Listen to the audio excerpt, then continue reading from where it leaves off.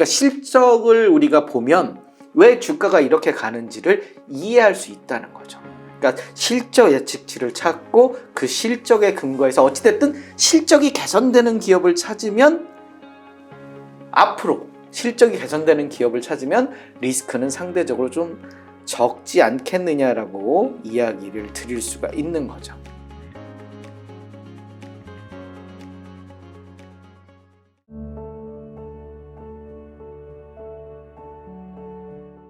네, 책에서 보면은 이제 실적 발표일을 노려라라고 하셨는데, 이제 실적 발표일에는 크게 두 가지 이제 이슈가 있지 않습니까? 그 어닝 쇼크 혹은 어닝 서프라이즈 이렇게 보통 진행이 되는데, 투자자가 어떻게 좀 투자 판단을 해야 될까요? 그러니까 실적 발표일에 우리가 체크할 것은 기존에 이제 실적이 굉장히 성장할 거다라는 기업들을 미리 사뒀잖아요. 그 실적이 나왔는지 그게 굉장히 중요한 거죠.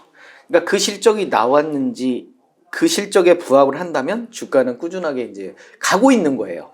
그 내가 원하는 그 목표점에 계속 가고 있는 상황이고 그 실적에 못 맞추게 되면 이제 고민이 되는 거죠. 그래서 우리가 실적 발표를 하게 되면 그 실적에 맞춰서 또 증권사 리포트가 새롭게 나와요.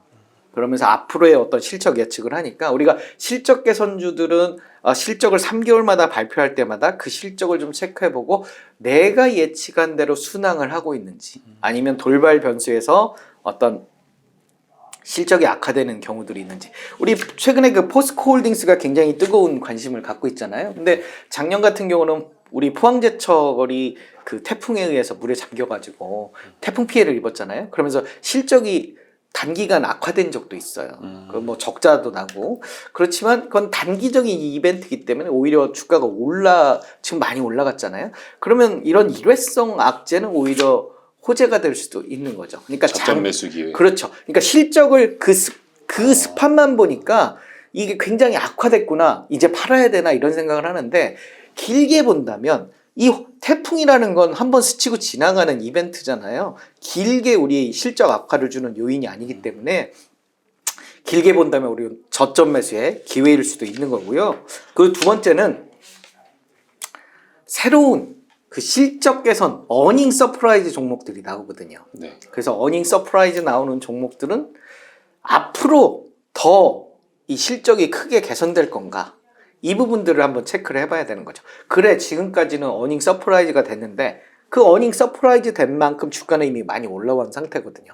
여기서 한 번 더 올라갈 거냐는 미래의 한 2, 3년 후에 실적을 봐야 이게 계속 올라가고 있는 상태의 중간 정도인지 아니면 이미 올라와서 꼭지인지 이거를 좀 체크해 볼 필요가 있다라는 거죠. 우리가 카카오 같은 경우 되게 안타깝잖아요. 요즘 많이 내렸는데 카카오 같은 경우 한번 실적을 보자면 2021년에 1조 3,900억 정도의 단기 순이익, 2022년에 1조 3,500억 정도의 단기 순이익. 괜찮죠? 왜냐? 2020년도에는 1,500억 정도밖에 단기 순이익을 못 거뒀어요. 그러니 2021년에 폭발적인 주가 상승이 일어날 수밖에 없는 거죠.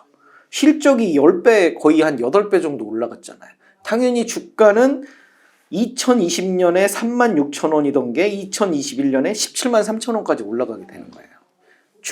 주가가 그만큼 실적에 따라 올라갈 수밖에 없잖아요. 그런데 2023년에 5,200억, 2024년에 6,300억, 2025년에 8,100억, 2021년과 2022년에 실적의 영광보다는 낮잖아요. 네. 그러니까 작년 대비해서 올해 그 실적 예측치가 반토막 난 거예요. 그러니까 주가가 안타깝지만 조금 힘을 잃을 수밖에 없는. 그러니까 실적을 우리가 보면 왜 주가가 이렇게 가는지를 이해할 수 있다는 거죠.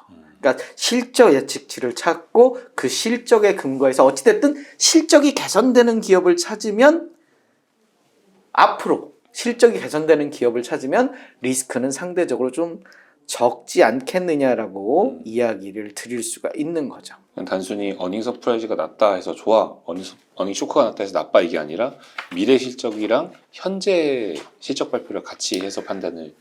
그렇죠. 우리가 그 JYP, 하이브 우리 엔터 기업들도 보면 JYP도 최근 들어서 주가가 좋잖아요. 네. 왜냐? 2022년에 674억의 당기 순이익인데 2023년에 1,000억 원대의 당기 순이익을 예측을 해요.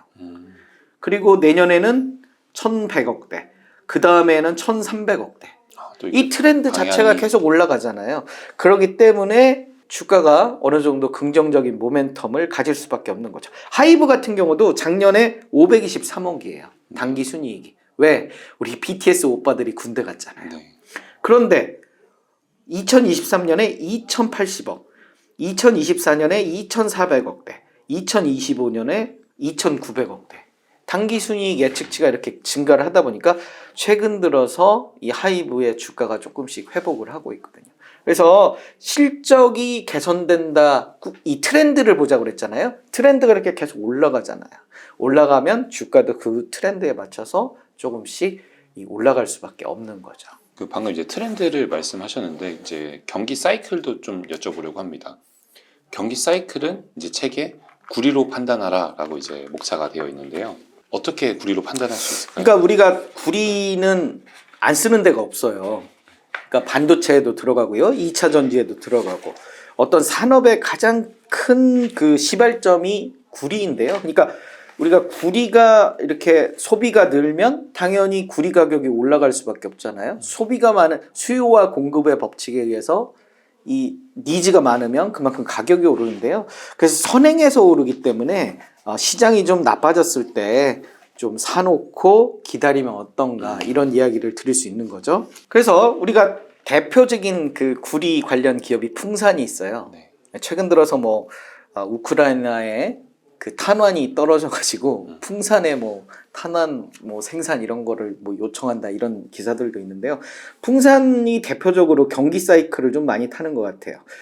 예를 들면 우리가 2020년에 719억인 당기 순이익이 2021년에 2,400억까지 올라갔거든요.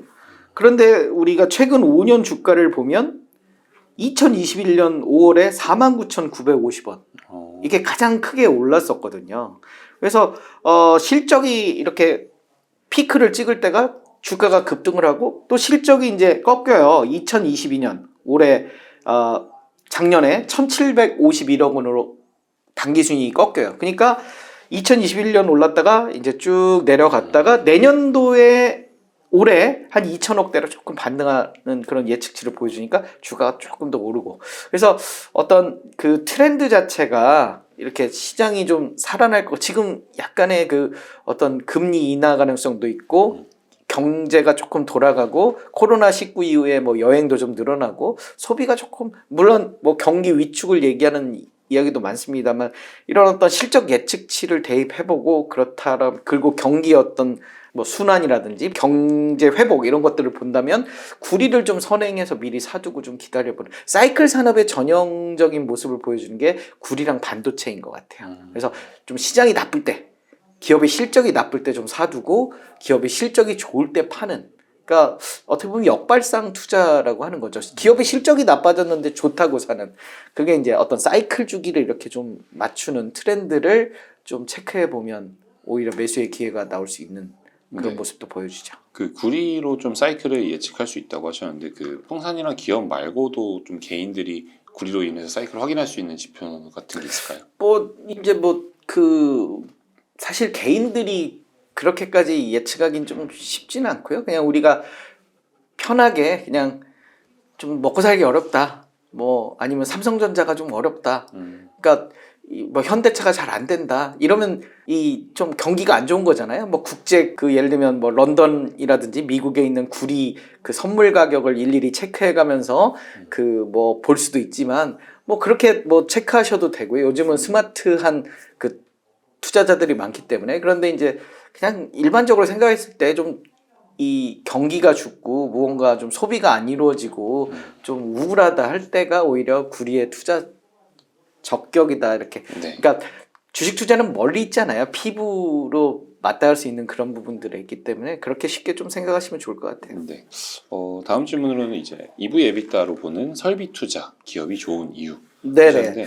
이것도 한번 설명해 주시면 좋겠습니다. 이제 그 우리가 보통 PER 많이 쓰잖아요. 네. PER은 이제 시가총액 시가총액하고 당기순이익을 비교해서 예를 들면 시가총액이 1,000억인데 당기순이익이 100억이면 10년 동안 당기순이익으로 시가총액만큼 수익을 얻을 수 있다. 그럼 PER은 10배다. PER이 짧을수록 뭐 이 좋은 기업이다. 우리가 투자금 회수가 빠르니까 뭐 이런 이야기 하는데요. 설비 투자 기업 같은 경우는 이제 이 투자를 한 다음에 건물을 짓잖아요. 가장 큰 문제가 감가상각비예요. 감가상각은 이제 정액법과 정률법이 있는데요. 정액법은 이제 일정한 금액을 매년 하는 거고 정률은 이제 일정한 비율이다 보니까 초기에 이제 많이 감가상각이 이루어져요. 그래서 삼성바이오로직스가 지금 공장을 앞으로도 계속 이 송도에 지어댈 텐데 짓고 나면 이 감가상각비 때문에 영업이익이 줄고 당기순이익이 주는 거죠. 그래서 감가상각비를 제외한 그런 비교 지표가 뭐가 있을까? 그게 EV, 에비타인데 이것도 굳이 계산을 하실 필요가 없어요. 계산을 하기도 사실은 어렵고요. 그래서 우리가 네이버에 다 나와 있으니까 그 감가상각비를 빼고 그 실질적으로 얻는 이익을, 그러니까 설비 투자가 많은 기업들은 EV, 에비타를 좀 보시면 좋은데